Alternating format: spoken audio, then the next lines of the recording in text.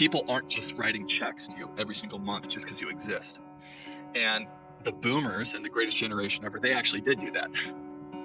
Gen X and millennials, they don't do that. And they expect to receive the product they're purchasing. And the product they're purchasing is a piece of their identity, essentially.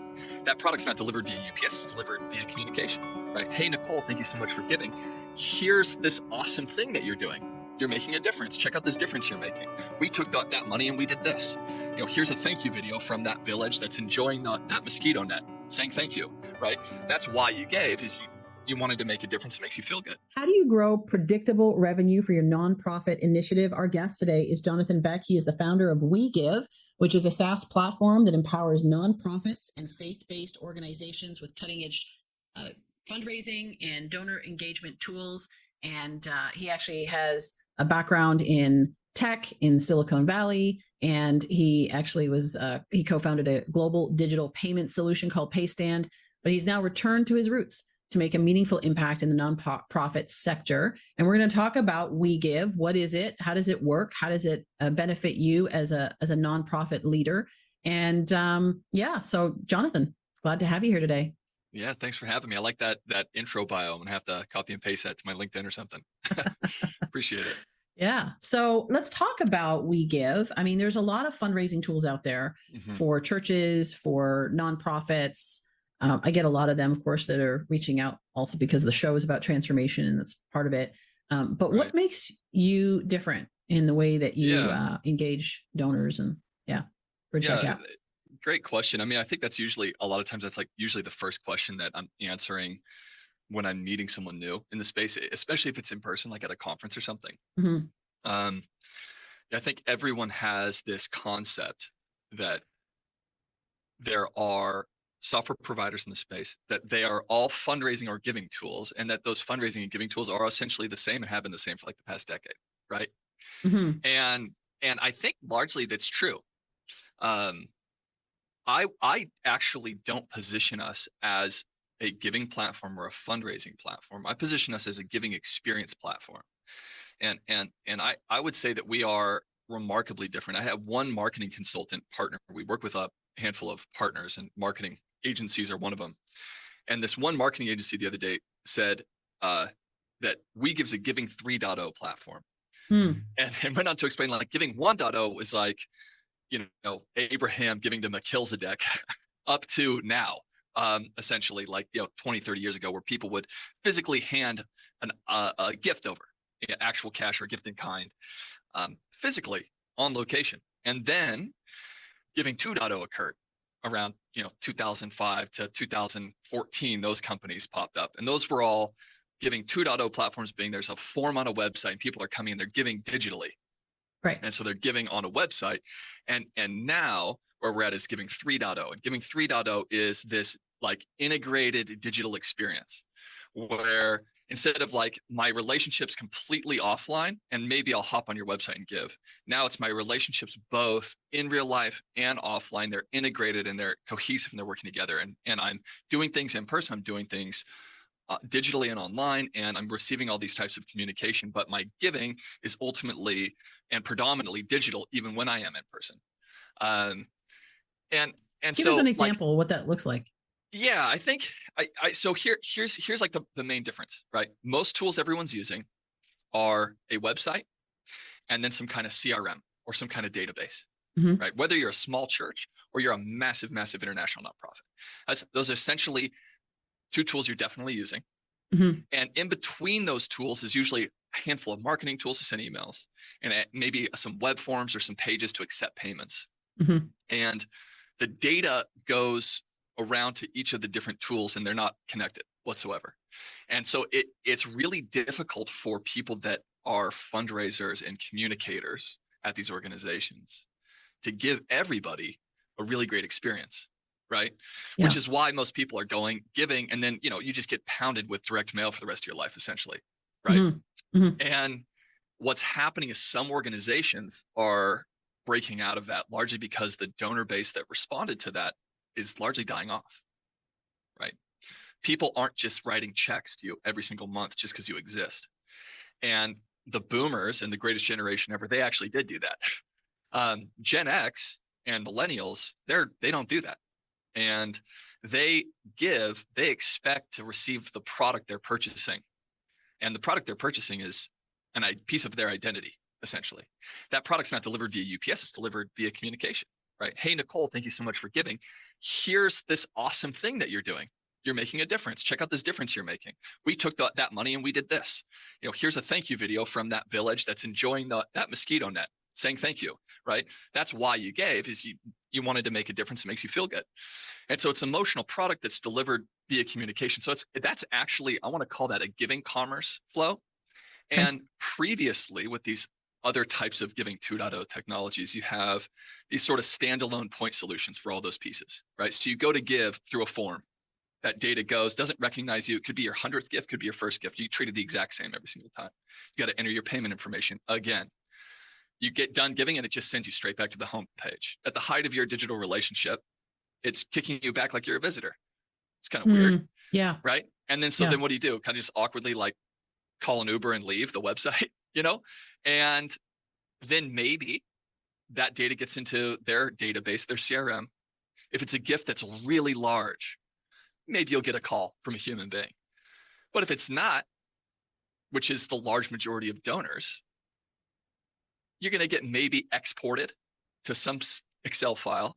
Months later, someone's going to import that into MailChimp or something and add you to just like a monthly email newsletter, right? That's just asking for more money. And then they're going to hire some fundraising agency because they're not growing in donations. That fundraising agency is going to add you to a direct mailing list, and you're going to get 10 pieces of mail over the next 24 months. And you're probably not going to give again. In fact, you're going to be kind of pissed off, right? Yeah. Now, the other version that some organizations are doing, and that's just because the tools make it, they can't do a better job with the tools. It's too difficult, right? It's not worth the time. They can't call everyone and invite everyone to coffee and tell them about stories of the awesome work that they're doing, right? But they could do that digitally if their tools allow them to. So the other version would be you come to the website and in the upper right corner, it says, welcome back, Nicole. Come check out your, like you have 3 notifications of impact. You click on that, you land on your profile, and there's these 3 new notifications from the one specific, missionary you're supporting in Uganda. And they have 3 little 30-second video updates that you haven't seen. And those have come in over the last 2 months. So it's on your terms. You're there. You're watching these videos. Hey, thank you so much. We just did this and we're doing this and we just got this set up. And you're thinking, oh my gosh, I'm making such an amazing difference. And you exit out of that. You see your giving history. You see other options for like events near you that you might be able to join. You didn't realize there was a fundraiser competition going on and your 40th birthday's coming up. So you want to host like a fundraising competition. So you do one of those. And then all of a sudden you're getting text messages. Hey, thank you so much for starting a fundraiser. We're like going to be in town in 2 months for this gala. Would love to offer you a table and comp it for you guys. All of a sudden your relationship with this organization's like you've gotten 20, 30 more meaningful touch points, and it's all happened completely automatically, right? And that's kind of that's the difference. And it's sort of like e-commerce 20 years ago, where 20 years ago when you'd be giving on a website, you didn't really know, like, is this website legit? Am I actually going to get this product? When am I going to get this product? What's going on? Sometimes these websites you'd like had to have PayPal to check out. It was just weird, right? Now it's like you land on a site. All of the data is there. Your checkout's beautiful. It like recognizes you half the time. Hey, welcome back, Nicole. Here's like you enter in a code and it fills out all your information. It's like one click, ships directly to your house. You don't feel like maybe I'm getting all my information stolen. You land on a page. It shows like where the product is and the expected delivery and a shipping tracking code and a community list of people below that of like people using the product and reviews, and all of that's done. And so the experience is wonderful. And that's just for something really meaningless, like buying a t-shirt or something like that, let alone like a gift of identity, a purchase of identity. You would think that those would be a lot more relational. And so that's essentially what our platform is different. And it's kind of a long explanation, but I think it's important to delineate the difference. We call it a giving experience platform. And so that's what I think is required to grow revenue sustainably with what I would call today's donor base, right? Which is no longer, sadly, the greatest generation are boomers. Right. Right. It's Gen X and millennials. Yeah. And it's and they need a adapting. better experience. Yeah, it's adapting to the way that they do business. I just finished interviewing, and it'll come out shortly before yours, is Kurt Avery from Sawyer, the company who they ship water filters, sell water filters to hikers and so forth, but they provide them, like, whether they've had this impact on like 28 million lives over the last 15 years. They've been in business since 1984. And he's talking about the same thing. It's like, you've got to adapt, right? Think differently and adapt to the market and how to engage them in the experience and what do they need on from a different example. Yeah. But yeah, to be able to hear those stories, right? We all love those stories, of impact and how things are, being utilized and so forth. How the water filters, for example, the impact that has on kids and families and their ability to be healthy and strong and so forth. But most of the time we don't hear that unless we go back to the website. Maybe they've updated some videos, or they do a little bit on social media, which a lot of nonprofits actually don't, because they don't have time or budget for that. Now, so this is, I love this. This is why we're having this conversation, because I want to be able to bring, awareness to it. Planning center for churches. Planning center, we use it at our church, and a lot of churches. I've been to other events, and I can tell they're using planning center as well. It's a big thing. But you mentioned when we were talking before that it sits on top of planning center. I mean, from been on the back end of planning center. Yeah. It's a little bit clunky, right? In terms of being able to create that experience. So how would you work and integrate with that? Yeah, great question. Planning center is probably what I see as the fastest growing tool, specifically in the church segment of the nonprofit vertical, right? And I would place the churches in the nonprofit umbrella, but they're so large that they almost deserve their own umbrella. Planning center is the fastest growing tool there, certainly.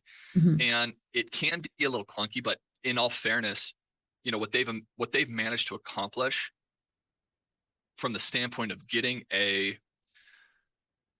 let's call them software Luddites to adopt software is remarkable, right? The church segment's a very difficult group to sell software to, because they're not great software users, which is probably a good thing, right? Ultimately, but because of that, they're unable to do really powerful and tricky things and offer that to all their customers at scale without dramatically increasing the bar of what let's call usability, right? So, it would be awesome if they could offer some really killer marketing communication tools for pastoral engagement in there, right? Where someone could come in and give stories, do private storytelling to the people that gave to a specific fund or designation, as just a small example, right? That could be with texts, emails, actual videos or photos and media that are sitting on my profile, which Planning Center is actually one of the only platforms that we could possibly talk about that actually does have a portal that's user identified, right? You actually log in as Nicole and you can see, your giving history, but that's about the end of it. And available events and groups. But if we're going to also add stories of impact on top of that, well, that's like a step just too far probably for the average church user to use. Now, but the thing is that there's a significant amount of their users, let's call it, 1/3, that could totally make use of something like that. And so that's where something like we would come in and we would provide a more premium giving experience, giving pages, more tools, more options, more customizability, more things you can do, more storytelling tools, more personal user digital experience type of tools. I can give you specific examples if you'd like, on top of Planning Center, by sitting on Planning Center, sucking up all of Planning Center's data, and then powering all of that, all those experiences, all those communications, and sending the data back and forth. The data exists in parity in both systems. So you're not having to manage data in another tool. We suck it up, allow you to do these powerful things as kind of an extension on top of Planning Center, if that makes sense. And that's kind of the same thing for most of the industry-specific CRMs. Virtuous, Salesforce, Bloomerang, Donor Perfect, CCB, Ministry Platform, blah, blah, blah. There's, probably 20. There's probably too many of them, frankly. So, But so yeah, that's where, so yours, when you say sucking up, it's funny. But like yeah, it connects, it gathers the data, right? yeah, And it's like whether through API or whatever, it takes it and so it's constantly updating itself. You don't have to mhm, go, like you said, export and import and all that. But then you mentioned about there's a percentage. And if we're talking about moving in the future as baby boomers, mhm, age and the next generations come along, and they're going to be the ones that are going to be more likely to use this tool. You mentioned about there's a percentage. So what about, so how does that work if a church says, okay, I've got planning center and we're going to put this on top of it, so that the ones, what you're saying is the ones that want to use this will be able to log in and do that. The other ones just won't bother logging in because they don't care. pretty Okay. much. Yeah. Okay. Yeah. I mean, that's what we see, right? I mean, there's going to be some 80-year-olds and 90-year-olds that are wonderful supporters financially, Mm-hmm. and probably beyond financially of that organization. And frankly, they're going to keep sending their check. It doesn't matter if what text messages you send them or what Right. emails. But for the growing donor base that you have, the Mm-hmm. one that will be your only donor base in another decade, those guys do need to get some communication if they're going to still be around. And the Right. communication needs to actually be meaningful, not treat them just like an ATM card. Yeah. So yeah. Okay. So let's talk about so it enhances the giving experience for the donor. It Hmm. makes the role of the fundraising, the nonprofit fundraising person or whatever, Hmm. on that side, it's also it improves it for them, the data they gather, and they of course have the Right. repeat. There's that retention. How does it Hmm. increase conversion in Yeah. terms of, yeah, like what are some practical ways that Yeah. people use it? Yeah. So there's that's a conversion is going to be defined in a couple of different places, right? If you're talking about from a marketing standpoint, if you're a marketing Mm-hmm. professional or communications professional at a nonprofit or a church, conversion could be a little bit different than if we're talking about conversion from the standpoint of like actual development or fundraising or even stewardship and relations. I think in general, let's like I'll give you an example, but conversion primarily probably most people are thinking of how do visitors on the site convert to donors, Mm-hmm. right? Mm-hmm. First time donors Mm-hmm. or second time donors doesn't matter. 50th time donors. When I'm hitting this website, how am I converting? Mm-hmm. So a couple of examples for how we do it differently than just a normal web form that's accepting donations on your site is when I hit the site with WeGive, our platform will recognize who you are if you already have given to this organization, which is Mm-hmm. going to be the large majority of people that donate to you are people that have already given. So I hit the site, I hit a checkout. Instead of it asking for my first name and my last name, my billing address, my mailing address, my card number, my expiration date, instead of asking for 25 different fields, I just say, hey, welcome back, Jonathan.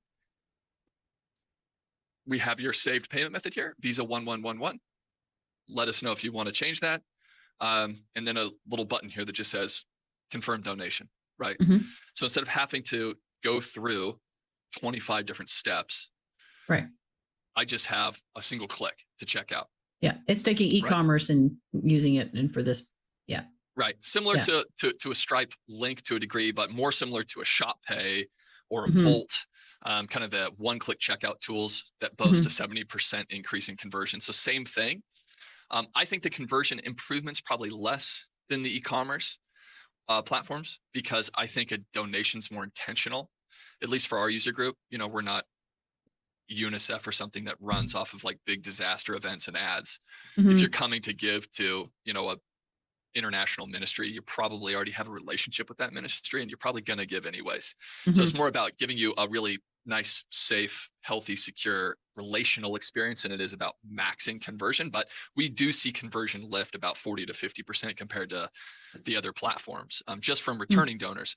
Nice. Then beyond that, we also, if you're going to talk about conversion, there's rate, but there's rate over dollar, right? And so Mm-hmm. we can know, hey, this is Nicole. Nicole is tied to this account. This account has this giving history. We can take that giving history and run it through what's called an RFM model. It's kind of a standard, um, let's call it a statistical analysis of recency, frequency, and monetary value, right? So how Mhm. often does Nicole give? At what frequency? How many times has she done that? How recently or not? And total amount of her gifts, or the average amount, median amount of her gifts. And then we bucket her, and Mhm. then we can change her suggested amount, right? Okay. So instead of having a checkout that has a suggested amount of $100 and everyone hits it, I hit it and it goes, oh, Jonathan, he's, oof, let's suggest $25 for him. That's about all he's going to be able to afford. Nicole hits it, and we're saying, hey, you want to give $5,000 this time? And you're like, yeah, Mhm. sure, right? Right. And so those AI generated kind of ask amounts with an Mm. RFM model. It's an example of increasing conversion dramatically as well. But instead of that being conversion rate, that's more so conversion value, right? Yes. We can do that off IP address and device type as well. So there's a couple of things like that too. But that's a good example of conversion. And that's kind of one of the things we said is conversion, engagement, which can really vary on what KPI you're talking about, and then retention. Yeah. Yeah. Interesting. So what, from an entrepreneurial standpoint, I mean, there's a lot that's went into this. You have experience from your past in Silicon Valley and so forth. What Mhm. has been the biggest setback or Mhm. challenge that you faced in getting this to market and literally getting the buy-in? Because there are other tools out there, and not everybody is apt to change that Yeah. quick. Yeah. It's the app to change piece, frankly. Is it? Yeah. Yeah. I'm used to the denominator being a motivation to innovate, right? Okay. So to win and be successful in the corporate world, you have to have a competitive advantage. And usually the easiest lever to pull is in your strategy and process, right? One of the core Mm-hmm. pieces of that is technology. So if Mm-hmm. you're going to win as an organization, you're going to grow and everyone's going to keep their jobs, et cetera, then you need to adopt new solutions fast and well. Mm-hmm. And it's a part of the culture of a Mm-hmm. company. And it is completely not a part of the culture of nonprofits. Right. It's kind of like a government position almost, where to succeed as a nonprofit executive is almost to succeed as a senator or like a government role in utilities or something, where all you really need to do is not mess up, more so. And it's Mm-hmm. not a culture of innovation. Everything's denominated by not adopting innovations, but by de-risking everything, Yeah. right? Yeah. And so it's a very different motivator, and you still end up orbiting pain points just like you do in the corporate world. Just the pain points take a lot longer to identify, and the initial urge is not to purchase a solution, but to live with the pain. Yeah. Does Yeah. that make sense? I mean, how bad does it need to get before we'll Right. actually do something? Yeah.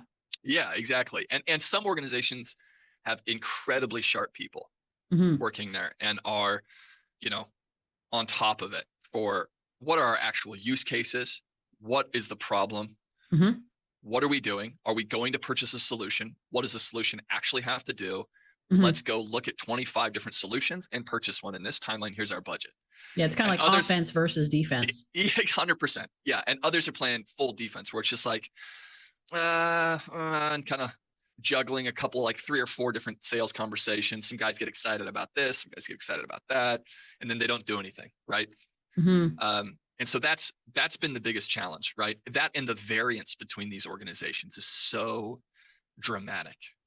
Mm. So building process has been really, really challenging for us.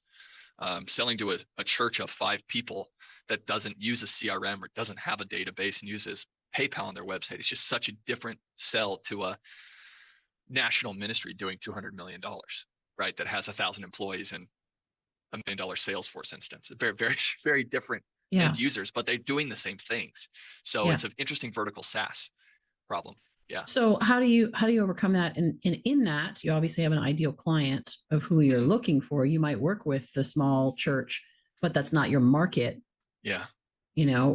So maybe talk about how do you overcome that and choose who's the right, what's the criteria for an Yeah. ideal user, Yeah. organizational user? Totally. Um, what we've done is, instead of going in and out, hey, that's not a good customer, let's not talk to them, and that's a great customer, let's talk to them. We've created this tier system. And so we actively seek relationships with what we call tier 1 organizations. Mm-hmm. For us, that's faith-based organizations mm-hmm. that are in the United States, mm-hmm. that are on Salesforce. Okay. That's our primary. If you're a faith-based organization that's on Salesforce, that's in the United States, and if you're doing more than $1 million in contributions revenue, and your contributions revenue is the majority, or at least 50% of your revenue, that's like mm-hmm. tier 1A, right? Got it. Mm-hmm. And then we go down multiple tiers, and we'll get down to a church that's on Planning Center. A church on Planning Center doing $500,000 a year can still make great use of our tool and will see the benefits of our tool. Mm-hmm. Both will say, if you ask them, how do you like WeGive? Both would say, love WeGive, that's great. But if you asked the, $20 million national ministry on Salesforce, how upset would you be if you could no longer use WeGive? They'd say, I would be extremely upset. Mm-hmm. I would be mm-hmm. extremely upset. It would ruin my year. And if you ask the church on Planning Center who's doing 500, how upset would you be if you no longer could use WeGive? They'd be like, well, not that, that'd be fine, right? And that's just how the churches feel about pretty much all of their software. Yeah, we'll just go back to doing what we were doing before. Yeah. Yeah, right. We'll pass an offering plate around. We'll be fine, right? And so we're looking for the people that have what I call the highest product market fit indicator. So who are the people that would be, even if they hate our platform, that would be extremely upset if they could no longer use it. Why would somebody hate your platform? You could have a handful of people. There's different types of new users that come in that haven't been trained on the product, that just got hired, that get really frustrated really quickly. Don't submit support ticket requests. Don't answer our customer success invites to do calls to introduce ourselves. And then once we finally get them on a call through one of their team members, are like, oh, I can't stand that platform because X, Y, and Z. And you go, well, X, you can do it this way. Y, we do it for you over here automatically. And Z, you don't even have to do because it's in this dashboard right here. Mm-hmm. And it's like, it's a lack of relational training, a lack of engagement. People that choose not to engage can be frustrated. And as someone that a platform that releases a lot of features, mm-hmm. New features very quickly, there can be a lot that feels confusing if you're not engaging with our customer success people. Mm-hmm. And so it's an example, right? What does it cost to roughly, I mean, obviously, like, mm-hmm. what's the model on your end for this? Yeah. So for us, the way that we do it is, our platform is on average a replacement for about 6 different tools. Okay. Most organizations are replacing their marketing tools. Usually there's 2 or 3 there: an email, an SMS, maybe a direct mail, or a data analytics reporting tool or something. Mm-hmm. Then a checkout tool. We do event registrations and ticketing really well. So usually there's a separate, like they're using Eventbrite or RegFox or something along the lines there. And then sometimes P2P fundraising or capital campaign fundraising or something along those lines. And so we're usually replacing a handful of tools. And we do that by offering what we call usage-based pricing on all of them. So we like to offer, you might not be looking to move to us for our texting capabilities or our email capabilities. Maybe you are, but if you want to use us for texting or emailing, our pricing is going to beat MailChimp. It's going to beat Marketing Cloud. It's going to beat ActiveCampaign, right?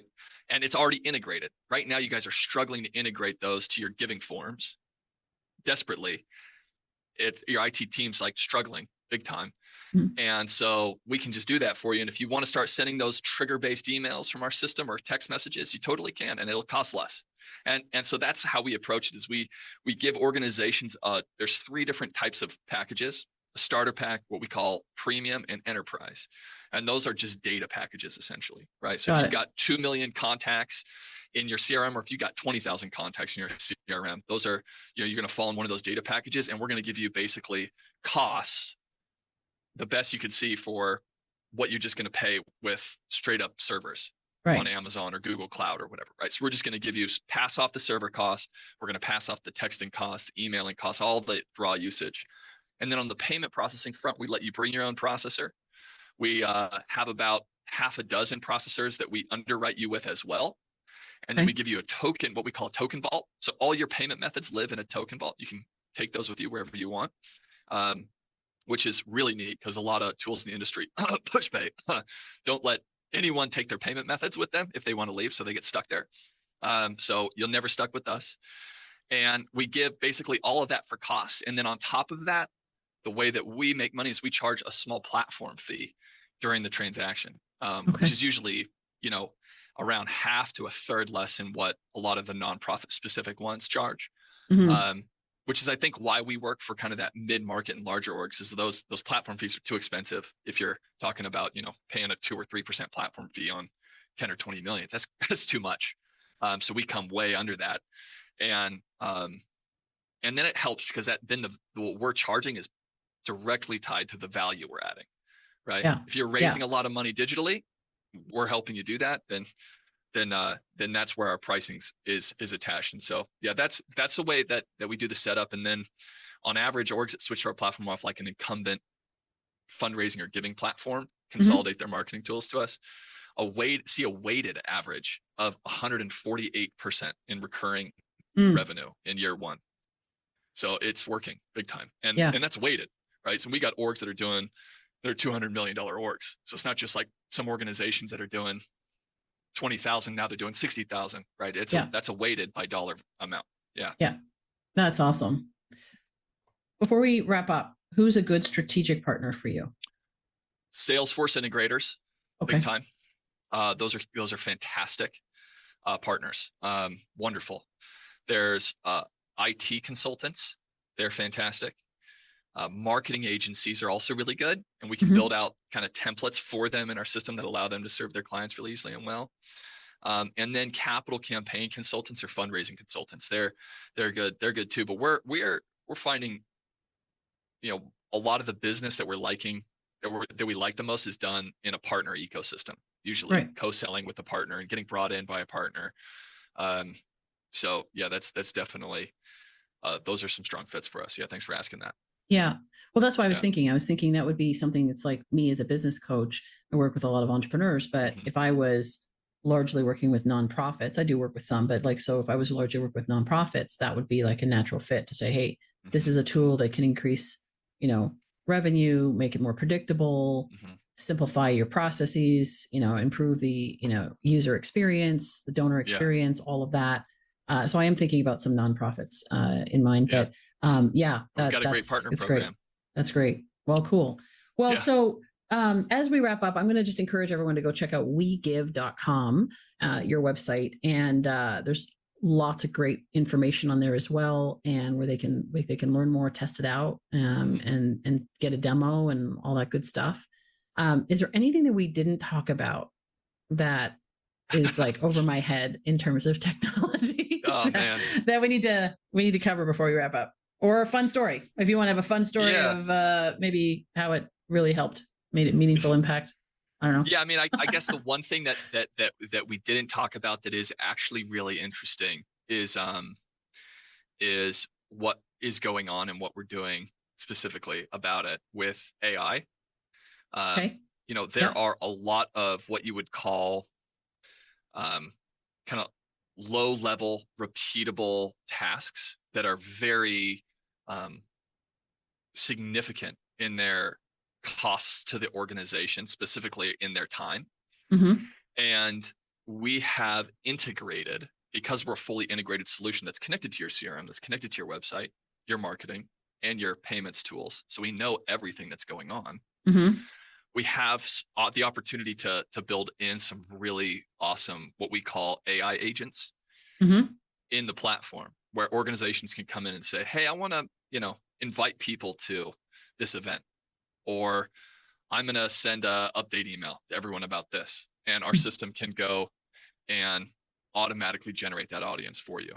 Or, I want to try to figure out what's going on with this person in the CRM, and why does this data say what it says, and who this person is, where they come from, and being able to generate a report from 15 different sources immediately. That's Nicole. She lives here. She initially came into contact because of this right here. And then most recently, she's been doing this on the website, right? And so things like that, all the way down to some small stuff like accounting or, financial reconciliation that's fully automated. So some really neat, tricky stuff like that I think is kind of cool. And I think a lot of nonprofits are figuring out how AI is what it's going to mean for them, other than just using ChatGPT to like create emails. There's some interesting use cases if the data is integrated. So some cool stuff there. Yeah. Well, and even like tailoring the emails to the audience, segmenting the audience, tailoring it. I can imagine there's so much potential there. I mean, the data, I was actually going to ask you that. I know that's a big rabbit hole, but like the data for what you can do with that is just wild. Yeah. So there's a lot of data. Yeah, exactly. Yeah. But it's how to use that, how to use that data, how to aggregate it. And so very, very cool. Well, Jonathan, thank you so much. And love what you're doing. You can tell your tech head, where you're like, I'm going to make this super user friendly and put all the back end features and really seeing on the cutting edge what is possible. I can just imagine that in the years to come, that's just going to continue to advance, going forward. So you're in good shape to lead the industry in this arena. So well done. And thank you so much. And I always say that. Of course. And I always say, to our listeners and viewers, I always say leaders of transformation take action. So if you are a nonprofit or a church, which is nonprofit, but if you're that, you're in that space of raising money, and in particular, you're getting to that $500,000, $1 million a year in donor revenue, that you're looking for some technology, some tools that can help you to take it to that next level, then I encourage you to take action. But even if not, the reason partly why we went through this in the detail that we did is because maybe you have an idea for a SaaS platform. Maybe you have a business and there's so much here in terms of the thinking, the way that Jonathan has been processing through and developing this with his team, thinking forward, thinking about the user experience. There's so much value here as an entrepreneur. And so I encourage you to look at your own business and say, what can I take away and apply to my business that they're doing over here that can be relevant to me where I am, so I can make a greater difference. And I encourage you to do that. We'd love to hear your stories. If there's anything we can do to help you and support you in your journey in making a difference, building a business, you can go to leadersoftransformation.com. Of course, we're all on social as well. So we appreciate you being here. Thank you for joining, and we look forward to seeing you next time.